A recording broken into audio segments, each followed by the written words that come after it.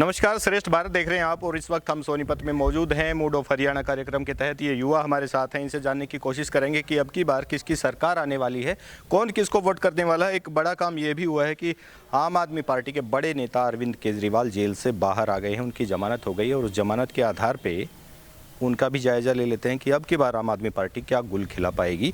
भाजपा, कांग्रेस और दूसरी जो पार्टियां हैं वो सत्ता में रह चुकी हैं। उन्होंने सत्ता में रहते हुए कौन से ऐसे काम किए जो जनता के आधार पर खरे उतर पाए, ये भी जान लेंगे। और आइए इन युवाओं से बातचीत करते हैं। क्या नाम है आपका? नमस्कार, मेरा नाम देवेंद्र शर्मा है।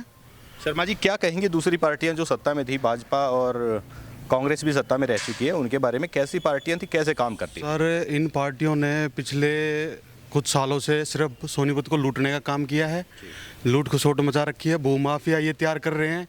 ये जो चोर चोर मुशेरे भाई इकट्ठे होके और इस सोनीपत को जो इन्होंने जर्जर हालत करती है। आप देख सकते हैं हमारे सामने रोड, ये सोनीपत की एक मेन जगह है। यहाँ के रोड देख सकते हो, मार्केट के हालात देख सकते हो। सेक्टर जो पहले अच्छे खासे होते थे हमारे, ये वहाँ बाकायदा रहते हैं। रहने के बावजूद इन्होंने वहाँ की सारी सड़कों का, सीवरों का, सबका सफाया कर दिया है।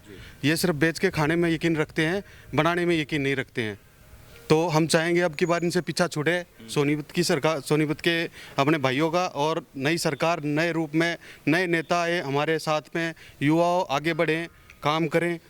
तो यही हम चाहते हैं कि हमारा भाई देवेंद्र गौतम एक अच्छी रणनीति के तहत अच्छे बहुमत से जीत के सोनीपत के लिए आए। चलिए, इस युवा ने बड़ा सवाल दाग दिया है कि जिस तरह के सोनीपत के हालात हैं, आप क्या कहेंगे उसके बारे में?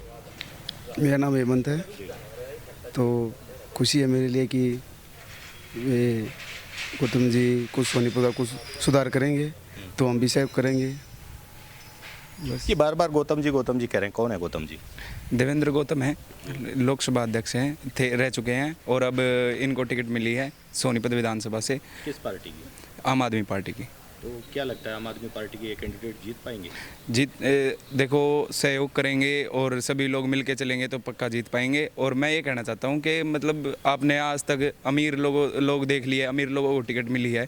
आज अपने बीच एक गरीब परिवार का बच्चा खड़ा हुआ है और मैं चाहूँगा कि आप सब अपना कीमती वोट दे के हमें सहयोग करें। चलिए, आप क्या कहेंगे जिस तरह से बेरोजगारी का माहौल है, भाजपा और कांग्रेस दोनों सरकारें आपने देखी हैं, तो अब की बार किसकी सरकार लाना चाहेंगे? मैं अनिल शर्मा। तो मैं ये कहना चाहूँगा, दोनों पार्टियों को मौका दे के देखा है। अब की बार एक आम आदमी की सरकार में आए और हम सारे मिल के आगे बढ़े, तो देखते हैं क्या रहेगा। और हम सब सहयोग साथ हैं उनके, देखते हैं। चलिए, आप क्या कहेंगे इसके बारे में? जिस तरह से देवेंद्र गौतम है कोई लड़का, उसको टिकट मिला है आम आदमी पार्टी का, तो कितना रुझान उसका है? क्या पार्टी कुछ कर पाएगी? क्या हरियाणा में सत्ता में आ पाएगी? पूरा 100% आएगी सर। कैसे बोल सकते हैं? काम ही अच्छे करता है सर देवेंद्र भाई, बहुत अच्छे काम कर रहा है। मतलब ग्राउंड लेवल से उठा हुआ लड़का है और बहुत अच्छे काम कर रहा है। आएगी अब की बारी। आप क्या कहेंगे इसके बारे में? जिस तरह की समस्याएं आई हैं, आम जनजीवन अस्त व्यस्त हो गया, सड़कें टूटी पड़ी हैं, जन स्वास्थ्य सेवाएं बिल्कुल निचले स्तर पर चली गई हैं, तो अगर आम आदमी पार्टी हरियाणा में कोई गुल खिला सकती है तो कैसे काम किए जाएंगे? ऐसा जी, सबसे पहले आपके जो चैनल के दर्शक हैं उनको नमस्कार करता हूं। देखो, यहाँ हरियाणा की जनता ने क्या है कि बीजेपी कांग्रेस को 10-10 साल मौका दिया है। उससे पहले इन्होंने इंडियन नेशनल जो लोकदल है पार्टी, उसको भी 5 साल मौका दिया है।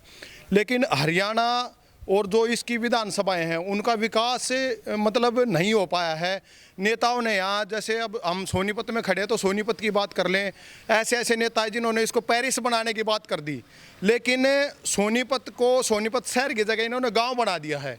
पेरिस की तो बात छोड़िए, नेता सिर्फ जो है ना, जनता को झूठे वादे करके सिर्फ अपना एक वोट बैंक बटोर के और जो है अपनी उसी पॉलिसी में चले जाते हैं, राजावाड़ी में राजा बन जाते हैं, जनता के बीच में आते नहीं। सोनीपत शहर के अगर मैं हाल की बात करूं तो जो डंपिंग साइट है हमारी कचरे की, वो डंपिंग साइट इन्होंने इतनी अच्छी जगह बना रखी हैं कि अगर बाहर से कोई शहर को देखने आ जाए तो वो मतलब सोच के हैरान हो जाएगा। बस अड्डा है, बस अड्डे के पास डंपिंग साइट है। गोहाना रोड पे आप चले जाओ, वहाँ डंपिंग साइट है। क्या हम डंपिंग साइट को थोड़ा सा अंदर नहीं ले सकते?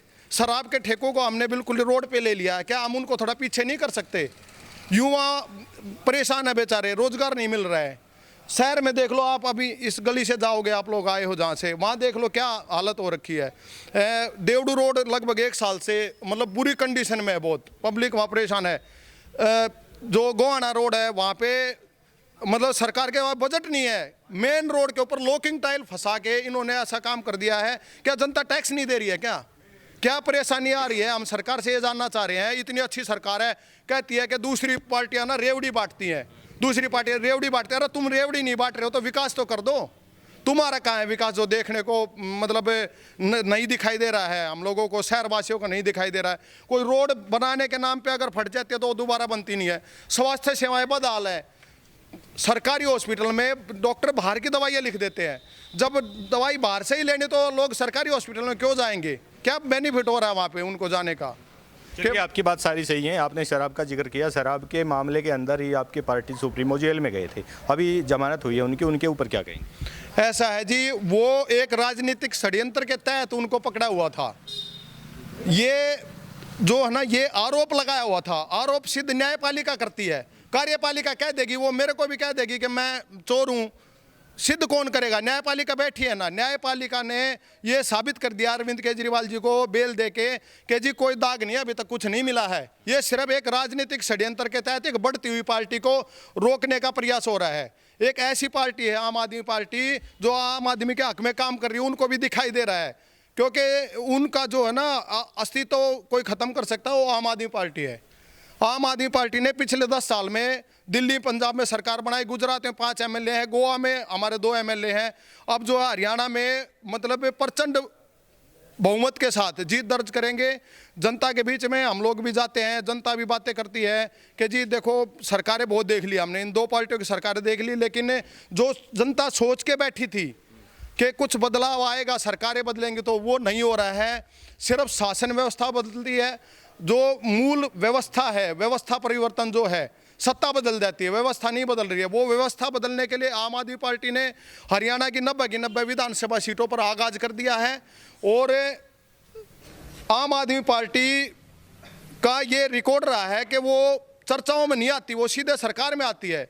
पंजाब में भी, दिल्ली में भी कोई सोच भी नहीं सकता था कि एक 10 साल पहले एक आदमी इतना बड़ा आंदोलन करेगा, दिल्ली का मुख्यमंत्री बन जाएगा, इतनी बड़ी राष्ट्रीय पार्टी खड़ी कर देगा। मतलब हैरानी वाली बात है। आप बीजेपी का रिकॉर्ड देख लो, कांग्रेस का रिकॉर्ड, कांग्रेस 100 साल पुरानी पार्टी आज धरातल पे है। बीजेपी 1980 से जो प्रयास कर रही है, अब जाके 2014 में उनकी सरकार आई है पहली बार। लेकिन आम आदमी पार्टी का आज हर जगह संगठन है, हर जगह कार्यकर्ता मौजूद है पूरे देश में। और अगर परमात्मा ने चाहा हमारा साथ दिया तो 2029 में ही हम जो है एक राष्ट्रीय पार्टी के तौर पे अरविंद केजरीवाल जी को प्रधानमंत्री के रूप में जल्द ही देखेंगे। चलिए, आप क्या कहेंगे इसके बारे में? जिस तरह की बातें कही जा रही है, क्या कर पाएगी आम आदमी पार्टी? आम आदमी पार्टी बहुत कुछ करेगी। ये इसलिए करेगी क्योंकि जो अपना बीजेपी पार्टी और कांग्रेस पार्टी है, उनके पास तो बहुत सारा पैसा है, वो पैसे से वोट खरीद लेगी, हर काम कर लेगी। लेकिन कुछ नहीं, ये जो आम आदमी पार्टी ये अपने सबको भरोसा दिला के चल रही है और विश्वास के तौर पे खड़ी उतरेगी। खड़ी इसलिए उतरेगी क्योंकि गरीब परिवार से लड़का उठा हुआ है, बिल्कुल ही गरीब परिवार से है, जो कि हर लेवल पे काम करता हुआ आ रहा है, हर चीज़ों को नज़रअंदाज नहीं कर रहा, उस पर गौर कर रहा है कि कहाँ सड़कें टूटी हुई हैं, कहाँ पे क्या काम हो रहा है, कहाँ पे क्या काम नहीं हो रहा है, उस पर हर चीज़ पे गौर कर रहा है। उसको लेके नीचे से लेके चलेगा और ऊपर तक लेके जाएगा। चलिए, आप क्या कहेंगे इसके बारे में? जिस तरह से बातें उठ रही हैं कि हरियाणा में अब की बार आम आदमी पार्टी कुछ कर पाएगी, क्या कहेंगे? भाई सबसे पहले मेरा नाम तो विनोद शर्मा है। आपके दर्शकों को मैं नमस्कार करना चाहता हूँ। भाई छोटी बात है, अपने आसपास की जो गली है, सड़क है, ये भी यहाँ जाकर देख लो। जो बीजेपी सरकार जो हमारी रह रही है, जो कांग्रेस जो चलेगी उठ कर, कितना काम करा रखे है। सारे लोग परेशान हैं, आम जनता, आम बच्चे वगैरह स्कूल में जाए हैं, खड्डे भी रोड टूटे पड़े हैं, कितनी बहुत सारी परेशानी उठानी पड़ा है। तो हम चाहूँ भाई कि जो हमारा देवेंद्र भाई है आम जनता पार्टी में है, वो क्यों हमारा बढ़ना शुरू पड़ता है। चलिए, आप क्या कहेंगे? बहुत सारी बातें उठी हैं, बहुत सारे कार्यकर्ता आप लोगों ने जोड़े, आपके सुप्रीमो जो है पार्टी के वो जेल से अभी आ गए हैं बाहर, तो प्रचार प्रसार में कितना दम लगा पाएंगे? प्रचार प्रसार में पूरा दम लगाएंगे। और सबसे बड़ी बात कि मैं तो हट से बोलना चाहूँगा कि ये तो जो बीजेपी कहती थी मैं 2 रक्षा करूँगी, आप देखो कितने 2 सड़कों के ऊपर है। मतलब कि हर रोज़ 2 टूट रही हैं। यहाँ पे अभी आपने खबर सुनी होती तो नॉर्थ से सुंदर मिल के पास कम से कम 7 दाएँ टट दी। तो मतलब जो 2 रक्षा के लिए 2 बचाने के लिए जो पार्टी थी कि उसने कितने वो बनाए हैं, कितनी उसकी बचाव किया है, कितने रोडों के ऊपर सब तो पता है। और सबसे बड़ी बात यह है कि जो आदमी बीजेपी से जय जयकार करता है वो तो चोर नहीं है, और जो उसकी सलाहपत्रता है उसको चोर बना देती है। और सबसे मैं कहना चाहता हूँ, जो अभी स्टेटमेंट आई है सुप्रीम कोर्ट से, साफ स्टेटमेंट ये है, सुप्रीम कोर्ट की साफ स्टेटमेंट ये है कि सीबीआई के ऊपर, कि सीबीआई तो तोता बोला जाए। 2 साल से जो मतलब पिछले 3-4 साल से ये केस चल रहा है, 3 साढ़े 3 साल से केस चल रहा है। और उसमें जो अभी ईडी ने गिरफ्तारी की है कम से कम 178 दिन पहले, उसके बाद जब इन्होंने देखा थी सुप्रीम कोर्ट से जमानत मिलेगी, फिर उसी टाइम पे सीबीआई एक्टिव हो जाती है और उसको गिरफ्तार कर लेती है। सीधी तानाशाही है किस्म से। उस तानाशाही तो अपनी कोर्ट ने एक बिल्कुल करारा जवाब दिया। करारा जवाब ये दिया कि आम आदमी है जो है, आम आदमी किसी के ऊपर इल्ज़ाम लगाते हैं तो कोर्ट तो बैठा हुआ है उस चीज़ को देखने के लिए। कोर्ट तो बैठा हुआ है, चोर तो आप चोर किसी तो बोल सकते हो, लेकिन चोर तो साबित करोगे, जो इल्ज़ाम लगा उसको साबित करना पड़ेगा ना। बिल्कुल सही बात कही है इस युवा ने। आप क्या कहेंगे इसके बारे में? जिस तरह से भाई ने बताया कि चोरी साबित करना बड़ा काम होता है और कोर्ट का वो काम है, न्यायपालिका का वो काम है, तो आप क्या कहेंगे? अब आप देखो 145 दिन अरविंद केजरीवाल को जेल में रखा बिना मतलब के, सुप्रीम कोर्ट ने उनको बाइज्जत बरी कर दिया। और हमारे मनीष सिसोदिया जी जो अरविंद केजरीवाल जी के सबसे बड़े सिपाही है, उनको भी सुप्रीम कोर्ट ने फ्री कर दिया। आप ये देख सकते हो कि किस तरीके से भाजपा बीजेपी तानाशाही मचा रही है, आप समझ सकते हो खुद ही।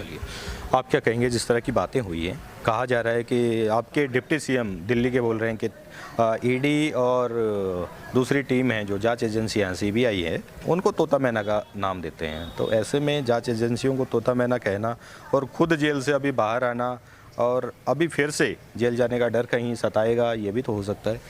नहीं, हमें जो है ना न्यायपालिका पर पूरा भरोसा है। और जो न्यायपालिका जो है पूरी जांच जो करिए। देखो अब अरविंद केजरीवाल के ऊपर जो आरोप लगाए थे उनके ऊपर कोई भी सबूत नहीं मिला ईडी सीबीआई को, जो के खिलाफ थे। बिल्कुल कह रहे थे कि भाई इनके खिलाफ सबूत हैं, गवाह हैं, तो उनके पक्ष में कोई भी सबूत नहीं मिला, इसलिए अरविंद केजरीवाल जी को जमानत दे दी गई है। तो ये जो तोता मैना जो कही गई है, ये बात बिल्कुल सही है, अरविंद केजरीवाल जी सही कह रहे हैं, क्योंकि वो जो ईडी और जो सीबीआई है वो जो है कहीं ना कहीं भाजपा की कहने पर ये कार्रवाई कर रही है। जिन युवाओं से हमने बातचीत की उन्होंने ये साबित कर दिया है कि कहीं ना कहीं द्वेषपूर्ण कार्रवाई की जा रही है, लेकिन देखना अब ये होगा कि आम आदमी पार्टी हरियाणा में क्या गुल खिला पाएगी। आप देखते रहिए श्रेष्ठ भारत। श्रेष्ठ भारत पर खबरों से जुड़े रहने के लिए चैनल को सब्सक्राइब और लाइक करें, बेल आइकन दबाएं और देखते रहें श्रेष्ठ भारत।